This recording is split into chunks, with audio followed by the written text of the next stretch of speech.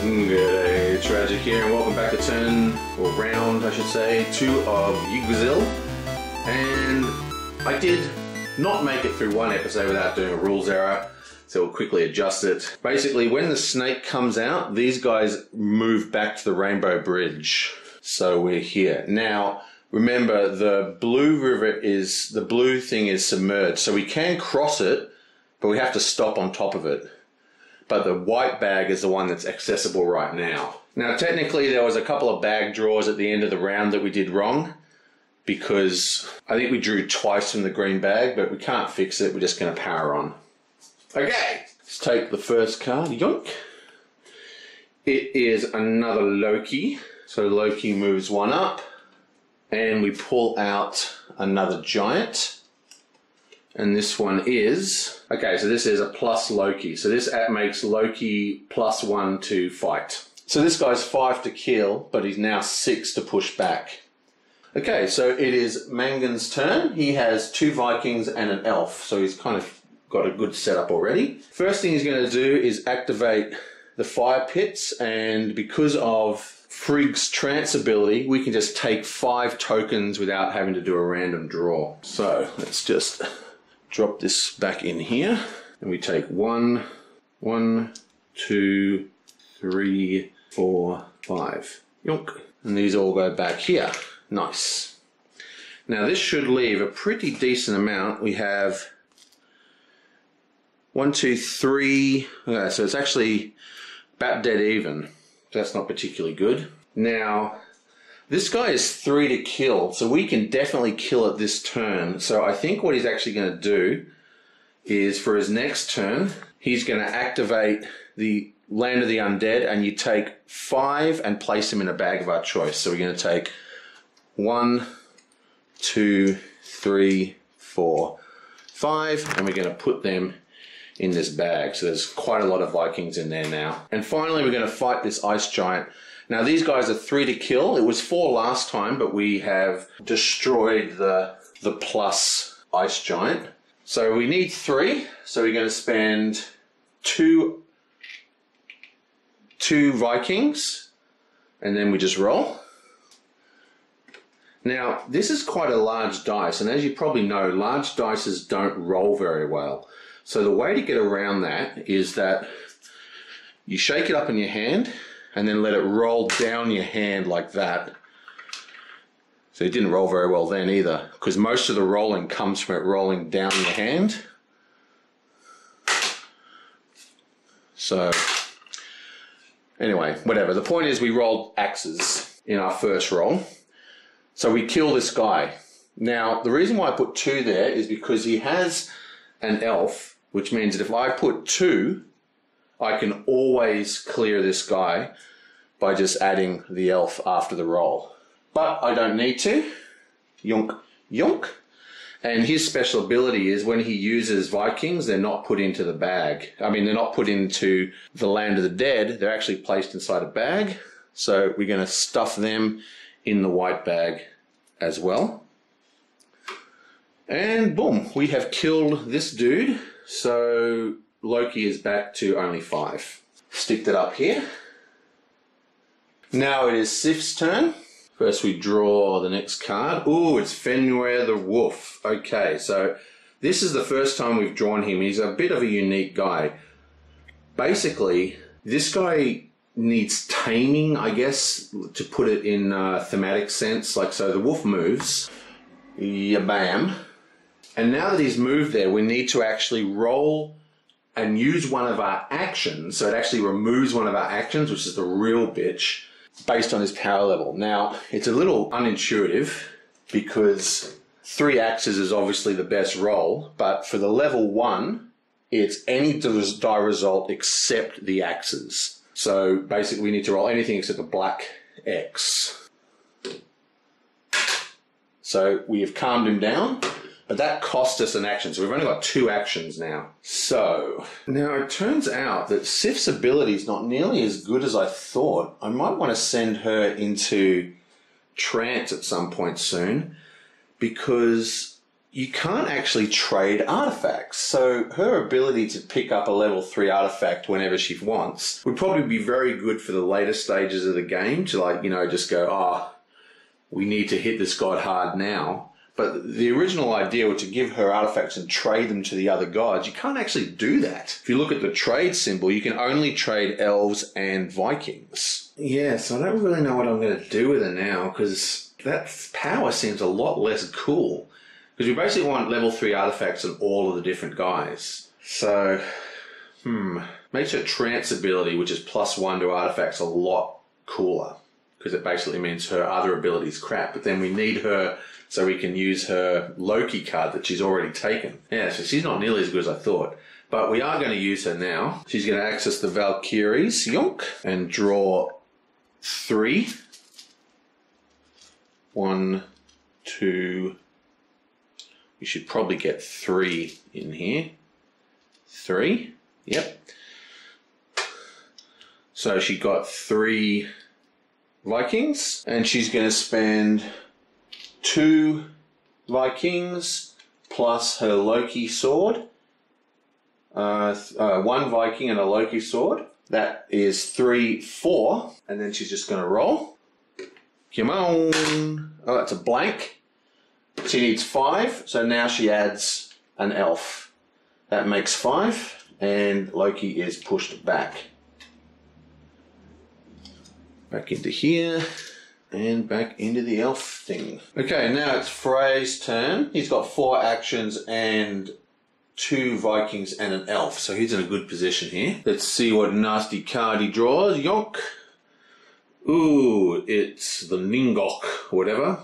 He drags around the person at the bottom of the pile, but they're all even, so he gets to choose. So he's going to go up 1, and he's going to take the snake with him. I like moving the snake with Ningok if possible, because Ningok and the snake, their effect is not based upon their power.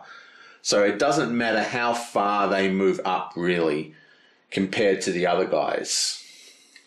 Because the other guys, they all get more powerful as they get closer to the Great Hall. Now he has 4 actions. So I think what he's going to do, he's going to... 1, let's take Fenrir the Wolf.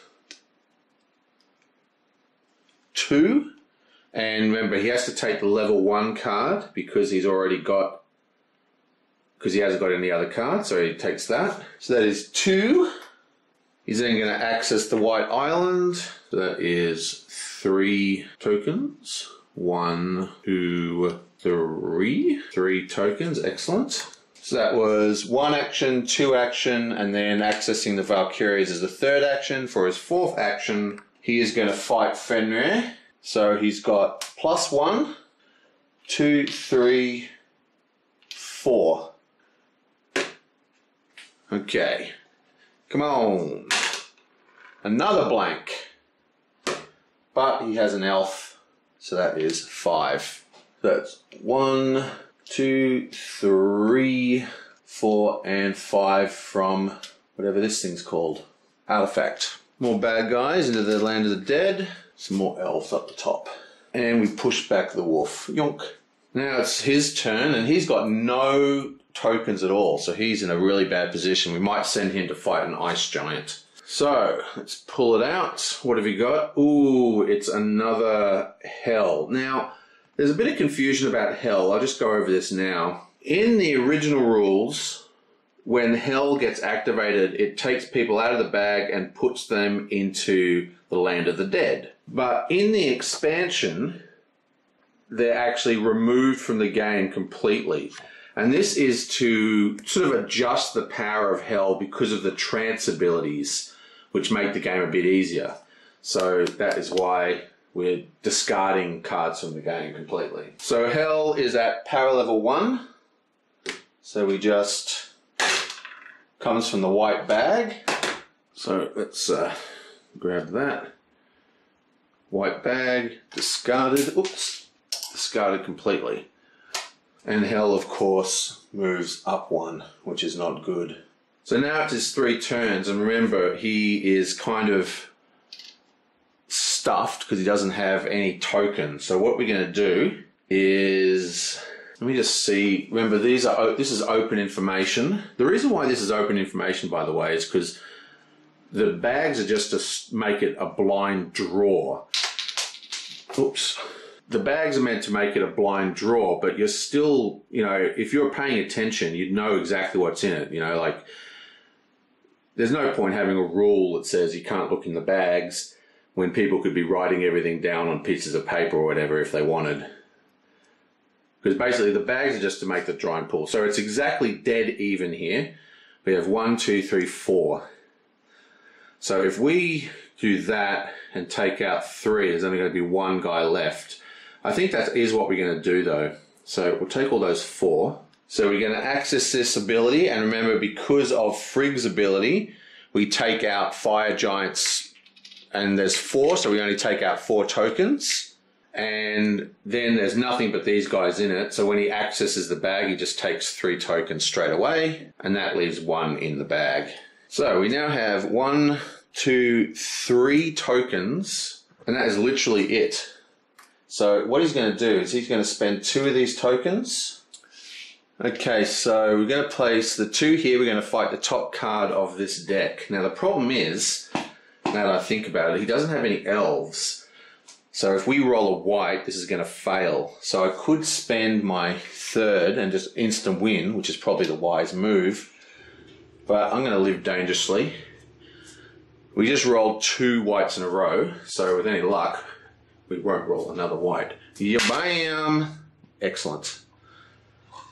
So this guy is spent. They go here. Discard the top of the deck. Ooh, I think that's the no powers one, so that's a very good one to get rid of. And it goes up here. So these are all from different classes of giants. If you get 4 of the same class, you get like a special rune, which is like a super powerful effect you can apply. Now it's Frigg's turn, and Frigg is actually in trance mode, which completely sucks, because he can't fight in Asgard, and we badly need to fight in Asgard. So first things first, let's draw. It is Jotunheim. We roll the dice. It goes to the black castle. This guy is sent back to the Rainbow Bridge, and the black castle is now sunk, and he moves forward. Now, I did that in the wrong order. You actually move forward first, and he is at power level 2, but his power level does not affect his actual ability. I think what we're actually going to do is we're going to use first action to unflip this guy. Second action is going to take one of these. What do I want to do here? I wonder how this works. I've got to look this up. If one god takes the level 1, does the next guy, can he take the level 2? I have to look that up. Maybe he's not going to do that. So he's unflipped. Really doing badly on the gods. Look, this guy's already past the wall. He's about to come past the wall. I think what he's going to do is he's going to take the artifact for the green guy. Oh, I don't want him to have an artifact at all, because I want him flipped over most of the time. Oh, this is really difficult. Now, there's only 1 token in here, so I don't want to waste an action going in there. I guess he's not going to flip. We're just going to have to leave the gods again. Oh man, I'm not doing very well. So we're going to leave him flipped. So he's got 3 actions still. Let's pump this up 1 more. 1 action. Then he's going to go 1, 2, 3, 4, 5. Put this in the white bag. And then he's also going to fight a giant. So he needs 3 to kill. So he's going to spend 2. And then roll. That's another pass.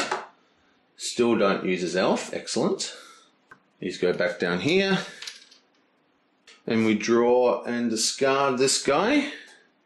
This is a plus power to the snake monster.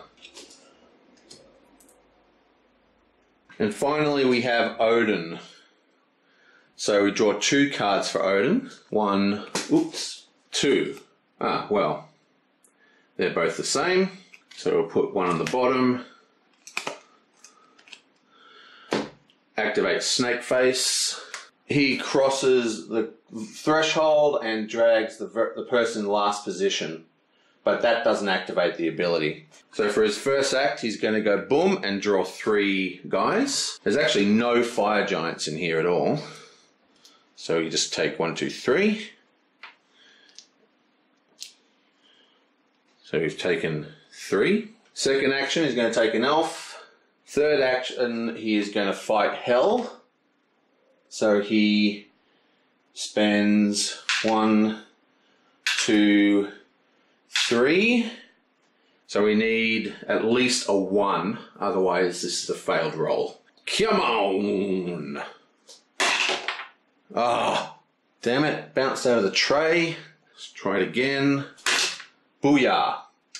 So that's 1, 2, 3, 4, 5. We don't even need to use his elf. And hell moves back 1. Right, so that's the end of round 2. I feel like we're not making a lot of progress here. We're doing well on this track. We've only got 2 more spaces, 1, 2 to go. And then we can activate that, which is good because we're going to use the trance power. So we activate all the icons on the way back. So that's going to be a hugely powerful move. And if I can time it right with Frey, he'll be able to use this part of the track to send one of these tokens backwards, but also be able to fight a token as well. So we can send 2 gods back in 1 turn. That's going to be very, very cool. Well, I might have to space it over 2 turns because I think his is the trance ability that does everyone the whole track, so he can't fight and do the track. Whatever. The point is, powerful turn coming up. Now we really need to make some progress here. These guys, they usually get up the front. We've got to knock these guys back ASAPly, especially the wolf and hell. Loki, not so much. This guy, not so much. I guess it goes hell, it goes Fenrir, hell, Loki, fire guy in order of pain. So, yeah. Only 3 more in here and it's game over. What I'm really having a problem with is how to use her ability. I think what we want to do is basically use her just as a normal god. Her ability comes into the last stage of the game. We'll get everybody to try and get a weapon, okay? So he's got the wolf weapon. We're going to give hell to Odin. Frigg, we're not going to have a weapon. We'll have... these guys do some of the other ones. So she'll end up with 2 level 3s. And once these guys have leveled up, she'll be able to get level 2 versions of every one of their other weapons. So she'll be be able to fight pretty much everybody. So I guess that's how we're going to use her. So once he's got a level 3, once he's up to level, whatever it is, level 2, she'll be able to get the level 1 for this weapon as well as getting her other weapons. So that's the way I think her power is going to work.